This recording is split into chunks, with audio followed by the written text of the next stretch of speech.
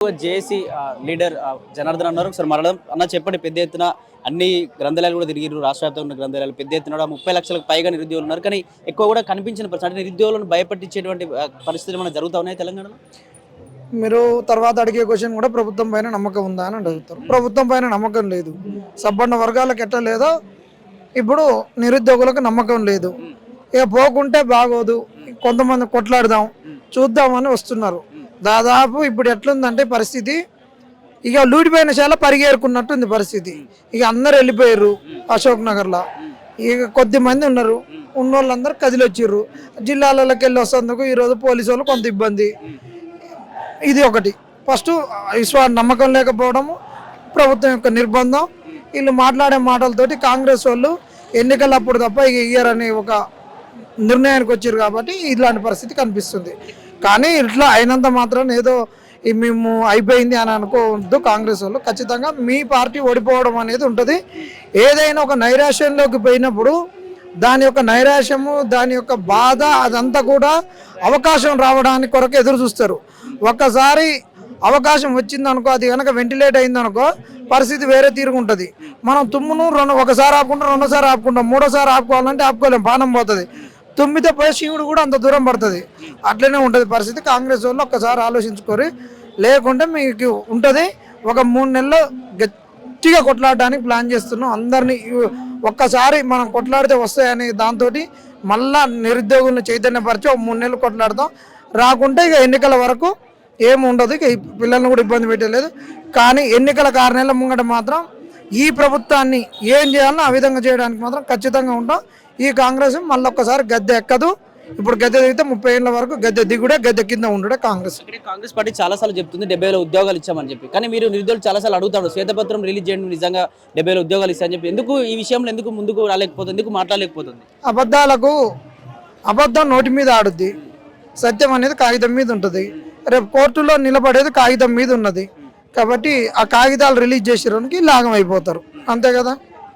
కాబట్టి అలా రిలీజ్ చేయరు. ఎంతసేపటికి ఇది డ్రామా లెక్క, ఒక నోటి మాటల లెక్క, ఒక మాటల యుద్ధం లెక్క, ఒక డైవర్ట్ చేయడానికి, ఎప్పుడన్నా ఒక సమస్య వచ్చినప్పుడు దాన్ని పక్కదో పట్టించడానికి, మాట్లాడడానికి ఉపయోగిస్తున్నారు, అంతే. ఇక్కడ తెలంగాణలో కాంగ్రెస్ పార్టీ అధికారంలో రావడానికి కారణం నిరుద్యోగులు పెద్ద ఎత్తున గడప గడప తిరిగి కాంగ్రెస్ పార్టీని గెలిపిస్తే మన ఉద్యోగాలు రాబోతున్నాయని అని చెప్పేసి వాళ్ళ తల్లిదండ్రులకు కూడా మాకు ఏదో మంచి జరగబోతుందని చెప్పి పెద్ద ఎత్తున మీరు పోరాటాలు చేసి కాంగ్రెస్ పార్టీని అధికారంలోకి తీసుకొచ్చారు. వచ్చినాక నిరుద్యోగులపైన వివక్ష లేకపోతే పెద్ద ఎత్తున నిర్బంధాలు చేయడం ఎట్లా చూస్తారా? నిజంగా ఇప్పటికి కూడా వాళ్ళు ఇవ్వరనేది నాకు మొదటి నెలలోనే అర్థమైంది. కాళ్ళు మొక్కింది, బస్సు యాత్ర చేసింది, అవన్నీ ఇనిషియేట్ చేసింది నేనే. వీళ్ళు ఇయ్యరు, దొంగలు అనేటటువంటిది ఎప్పుడైతే 46 జీవోను రద్దు చేయకుండా ఉద్యోగాలు ఇచ్చిర్రో అర్థమయ్యే బయటకు వచ్చినప్పుడు అందరు తిట్టిర్రు. తిట్టి వీళ్ళందరికీ అర్థమయ్యి కొట్లాడే పరిస్థితికి వచ్చి కొట్లాడి మళ్ళీ ఈసారి ఈ పార్టీ మమ్మల్ని మోసం చేసిందని నిర్ణయానికి వచ్చి ఈ పార్టీతో ఏం కాదని ఈ నైరాశ్యానికి వేరు. కాబట్టి ఈ నైరాశ్యం ఎన్ని రోజులు ఉండదు, అది బయటకు వస్తుంది. కాంగ్రెస్ను గద్దె దింపడం ఖాయం. ఈ నిరుద్యోగ కవాతు ద్వారా ప్రభుత్వం ముందుకు వచ్చి ఏమైనా మీతో మాట్లాడే అవకాశం ఏమైనా ఉందని అనిపిస్తుందా? లేకపోతే మళ్ళీ పట్టించుకోకపోతే మళ్ళీ ఏమైనా కార్యాచరణ ఉండబోతుంది నిరుద్యోగులు? పట్టించుకుంటుంది అనేది మాత్రం ఏం లేదు. ఈ మున్సిపాలిటీ ఎన్నికలలోకి వాతావరణం తీసుకొని పోయి కాంగ్రెస్ను ఓడగొడితే తప్ప వాళ్లకు ఏ సోయి రాదు.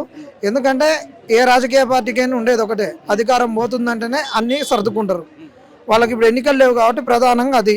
ఇంకోసారి మళ్ళీ మేము అధికారంలో రాకు కాబట్టి కమిషన్ల కొరకు ఉంటున్నారు, రియల్ ఎస్టేట్ గురించి ఉంటున్నారు, ఫ్యూచర్ సిటీ గురించి ఉంటున్నారు, భూములకు ఏ విధంగా రేట్లు పెంచుకోవాలనే పరిస్థితులలో ఉన్నారు.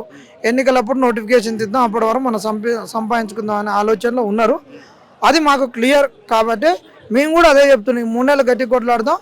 మేము చేసుకునే పరిస్థితులలో ఏమేమి తల్లిదండ్రులకు ఇబ్బంది కాకుండా మేము ఇబ్బంది పడకుండా ఈ ఉద్యమాన్ని అట్నే ఒక లైవ్లో ఉంచుతూ ఎన్నికలకు ముందులో కాంగ్రెస్ను గద్దె దింపడం ఖాయం అనేటటువంటిది వాళ్ళకి చెప్తున్నాం. ఉంటే ఇంకో సంవత్సరం ఉంటారు, ఇంకో సంవత్సరం తర్వాత ఎలక్షన్ ఇయర్, అప్పుడు ఏం చేయలేరు. ఇంకో సంవత్సరం సంపాదించుకోరు, అధికారం పోవడం అనేది ఖాయం, అంతే. చాలా మంది నిరుద్యోగులు కూడా భయభ్రాంతులకు గురవుతున్నారు. పోలీసులు కేసు అవుతే మాకు ఫ్యూచర్ ఇబ్బంది అవుతామో చాలా మంది కూడా రాని పరిస్థితులు ఉన్నాయి. అటువంటి వాళ్ళకి మీరు ఏం చెప్పాలనుకుంటున్నారు? మరి అది ఎస్ఐ కానిస్టేబుల్ వాళ్ళకైతే వాస్తవం. కానీ కేసులు పెడితే ఊరుకునేదే లేదు. ఏ రాజకీయ పార్టీని పోయి బద్దీని ఆడుకునాల్సిన పరిస్థితి లేదు. ఈ కేసులు పెట్టిన అన్నిటిని కూడా ఎప్పటికెప్పుడు పిల్ రూపంలో వేస్తూ వీటిని బయటికి తీసుకొని వస్తాం. ఇప్పుడు పెట్టిన తప్పుడు కేసులు ఏవైతే ఉంటాయో వాటన్నిటిని తీసుకొని ఎన్నికల ప్రచారంలోకి పోతాం. మీరు తప్పుడు కేసులు ఎట్లా బనాయిస్తారో మీ పదవులు పోవడం కూడా అదే సత్యం అనేది గ్రహించాలి. పదవులు పోవడానికి తప్పుడు కేసులే ఒక పునాది రాళ్ళు అయితే అనేది కూడా గ్రహించుకొని మూసుకొని కూర్చుంటే మంచిది. నోటిఫికేషన్లు వేయలేదనుకో, కొట్లాడినప్పుడు ఇలాంటివి చేసిరు అనుకో, ఇంకా పోరగాలు రెచ్చిపోతారు. ఎన్నికలప్పుడు మీ ఈపులు వరకు కొడతానని చెప్తున్నాను. అంటే ఇప్పుడు మున్సిపాలిటీ ఎన్నికలు జరుగుతున్నాయి, నెక్స్ట్ కూడా జెడ్పీటీసీ ఎంపీటీసీ కూడా ఎలక్షన్స్ రాబోతా ఉన్నాయి. ఆ ఎలక్షన్స్ మీరు ఏమైనా ప్రచారం ఉండబోతుందా, లేకపోతే నిరుద్యోగుల తరపున ఏమైనా అభ్యర్థులు నిలబెట్టబోతున్నారా? మరి కాంగ్రెస్ ఓటును ఒడగొట్టడానికి క్షేత్రస్థాయిలో తిరుగుతూనే ఉన్నాం. నేను సూర్యాపేటలో కూడా పిలుపునిచ్చినాం. అక్కడ ఎవరెవరు ఎట్లా టికెట్లు అమ్ముకున్నారు, ఇది అమ్ముకునేటటువంటిది సత్యము. అక్కడ నిరుద్యోగులను కూడా మోసం చేసిర్రు. అక్కడ బస్సు యాత్ర చేసినటువంటి అభ్యర్థి 10 ఏళ్ళు కాంగ్రెస్ నమ్ముకొని ఉన్నటువంటి అభ్యర్థులకు కూడా ఇవ్వలేదు టికెట్లు ఇస్తామని, ఉద్యోగాలు ఇవ్వలే, మేము మీకు టికెట్లు ఇస్తామని చెప్పారు. ఇవ్వకుండా చేస్తున్నారు. ఈ కాంగ్రెస్ వాళ్ళు టికెట్లు అమ్ముకోవడం, ఉద్యోగాలు అమ్ముకోవడం అన్నీ వాళ్ళకు పరిపాటే. కాబట్టి ఈ అమ్ముకోవడాలకు ఒక నిలయమైనటువంటి కాంగ్రెస్కు బుద్ధి చెప్పడం ఇంకా జనరల్ ఎలక్షన్సే గట్టిగా.